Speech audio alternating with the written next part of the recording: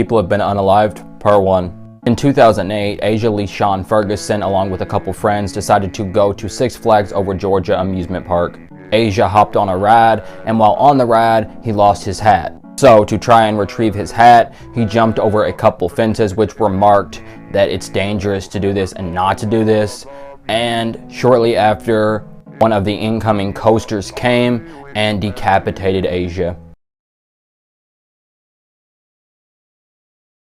Worst ways people have been unalived, Part 2. On November 23rd of 2018, 76-year-old Loretta Picker would call the police due to a fire in her house. It took responders about 15 minutes to get there, and yeah, once they got there, her house was ablaze. During this phone call with the 911 operator, Loretta said things like, "They know I'm here, right? They're coming, tell them to hurry." And then the operator was like, "Yeah, they're there." And then she was like, "Tell them to hurry." But the 911 operators never alerted the firefighters that they were on the phone with Loretta, so no one came in the house to rescue her. And if you're wondering where these pictures came from, they were actually Snapchats taken from one of the captains while Loretta was in there being unalived. It was very hard for Loretta to move anyways, let alone in a fire, and she sat there about 5 foot from the front door waiting to be rescued and never did. Worst ways people have been unalived, Part 3. This is Jeffrey Bush from Florida, who lived in his home with his brother, sister, and niece. On the night of February 28th of 2013, Jeffrey's brother Jeremy was awoken to the sounds of Jeffrey screaming and a bunch of things in his room crashing. Once he got in Jeffrey's room, Jeremy saw that his brother was gone along with a lot of the furniture in the room, and that was due to a 20-foot sinkhole opening up and swallowing Jeffrey. It didn't take long for responders to show up, but shortly after they showed up, the sinkhole opened up again, growing to about 30 feet, so there was no way to get the body. So they ended up clearing off the land and dumping cement down in the hole, and yeah, building a fence. Worst ways people have been unalived, Part 4, the wood chipper. Pictured here is 42-year-old Hernan Gutierrez, who is a landscaper in Florida. On a hot summer day in June of 2014, Hernan was cleaning out some branches using a wood chipper when suddenly Hernan himself was sucked through the wood chipper completely. No one's really sure how it happened. Maybe he got too hot and collapsed due to the heat, or he just got caught up in one of the branches he was putting in the wood chipper. Worst ways people have been unalived, Part 5, the woman who was embalmed alive. This is 28-year-old Ekaterina Fudieva from Russia. She had recently been diagnosed with ovarian cysts and wanted to have them removed, so on March 15th of 2018, she went in for surgery. The very routine operation went just as planned. This is when the fatal mistake comes in. Instead of her being administered a saline drop, she was given formaldehyde. If you don't know, formaldehyde is something morticians typically use to preserve and keep a body as fresh as they can. The staff tried flushing her body with water, but to no avail. The chemicals started to attack her body. For over 12 hours, her organs started to fail and shut down. She remained unconscious for 3 weeks, all while being hooked up to machines to try and keep her organs from failing, but she soon passed. Worst ways people have been unalived, Part 6, the woman who lost her life at her own funeral. Yeah, I said that right. Pictured here is 49-year-old Russian woman Fagaya Mukamensanov. In 2011, she was rushed to the hospital after she collapsed in the kitchen due to chest pains. Doctors revealed to her husband that she had suffered a heart attack and that she was gone. 2 days later, loved ones gathered for her funeral. Surrounded by grieving loved ones, it's said that her eyes popped open and she realized where she was, started screaming, and went into shock. She was rushed to the hospital where she stayed alive for roughly 12 minutes in ICU and then passed away. Worst ways people have been unalived, Part 7, Debbie Stone, which just so happens to be at Disneyland. Pictured here is 18-year-old Debbie Stone, who had recently graduated from high school and gotten one of her dream jobs, being a hostess at Disneyland. During her short time there, Debbie was a hostess at America Sings, an attraction which had recently opened up. America Sings was a rotating theater which featured multiple stages of singing animatronics. 9 days after the attraction had opened, on July 8th of 1974, Debbie was working her normal shift as the hostess for the show around 10:30. Debbie stood to the left of the stage and would normally welcome guests on the microphone before the stage would soon rotate to the first scene. At around 10:30, Debbie would become trapped between a rotating wall and a stationary wall, either by slipping, stepping backwards, or trying to jump from stage to stage. This resulted in her literally being crushed. After this, her family sues Disney for a small settlement.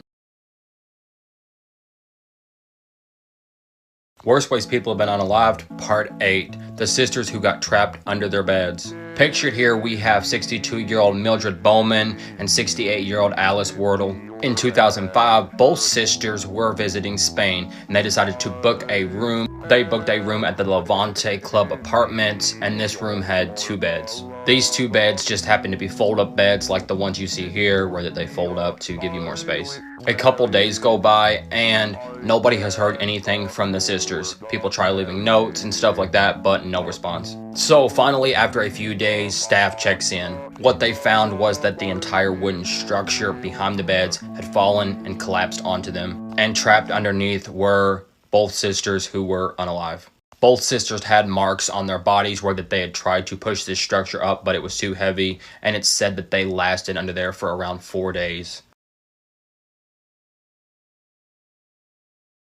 Worst Ways People Have Been Unalived, Part 9. Today we are talking about the Byford Dolphin incident. The Byford Dolphin was a semi-submersible drilling rig which started its work in 1974. On November 5th of 1983, while drilling in a Norwegian sector, 4 divers were in a diving chamber system on the rig's deck, which was connected by a trunk to the diving bell. One of the divers was about to close the door between the chamber system and the trunk when it suddenly explosively decompressed, going from a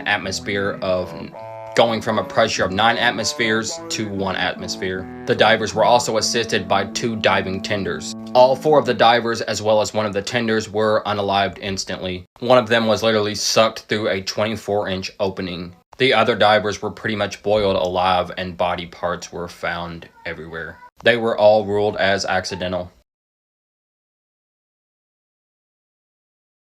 Worst Ways People Have Been Unalived, Part 10, The Woman Who Fell into Chocolate. So, 24-year-old Svetlana Roslina worked at a confectionery plant in Moscow. Svetlana had a husband as well as 2 kids. There are 2 stories about how she got into this melted chocolate. The first story is that she dropped her phone in the chocolate, and while trying to retrieve it, she fell in and couldn't get out. The other version is that while trying to empty ingredients, she fell in. By the time that workers found her, she was minced and only her legs were left. There were no reports of lawsuits or anything of that caliber at this time. Worst Ways People Have Been Unalived, Part 11, The Story of the Boy Trapped in the Chimney. Pictured here, we got 18-year-old Joshua Maddox from Woodland Park, Colorado. On May 8th of 2008, Joshua would go for a walk, which he frequently did. Unfortunately, Joshua would never come home again, and this led to his family filing a missing persons report. For 7 years, nothing comes up until August of 2015. That's when we have a property developer destroying an abandoned cabin to make way for some new family homes. This cabin was located about a mile from Joshua's house. When destroying the chimney, they would find the mummified body of Joshua. Joshua would be found upside down in a fetal position. He had no clothes on from the waist down. His clothes would be found folded neatly inside the cabin near the chimney. They speculate that he went in the top of the chimney head first, but the contractor swears that there was a wire mesh cover over it. How, why, and all of the above is still a mystery. Worst Ways People Have Been Unalived, Part 12, Skydiving with a Parachute That Doesn't Open. This brings us to the story of Tyler Turner, an 18-year-old recent high school graduate in Lodi, California. In August of 2016, Tyler, along with a couple of his friends and accompanied by his mom, decided to go skydiving. Tyler was doing a tandem skydive with this dude right here. After the accident, it would be revealed that he was not even a certified instructor and he forged his documents. Thousands of feet below stood Tyler's mom waiting for him to come down. All of his friends go first, one by one, parachuting down, and then it's Tyler's turn with the instructor. As they are free falling, the instructor pulls the cord and the parachute doesn't open. Then the same for the backup parachute. The jump was around 13,000 feet, so they were falling at about 200 feet per second. After just over a minute of falling, they crashed into the earth at a speed of over 100. After this, Tyler's mom filed a lawsuit and won $40 million.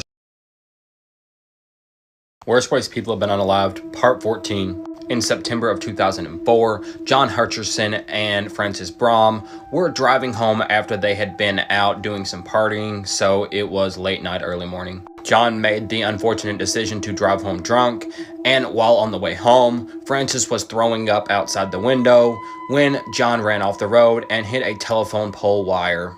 This resulted in Francis's head being cut clean off. John then proceeded to drive 12 miles home, go in the house and go to bed, and then find Francis's headless body in the passenger seat the next morning. After all this, police would get involved, and John would be arrested and sentenced to 5 years.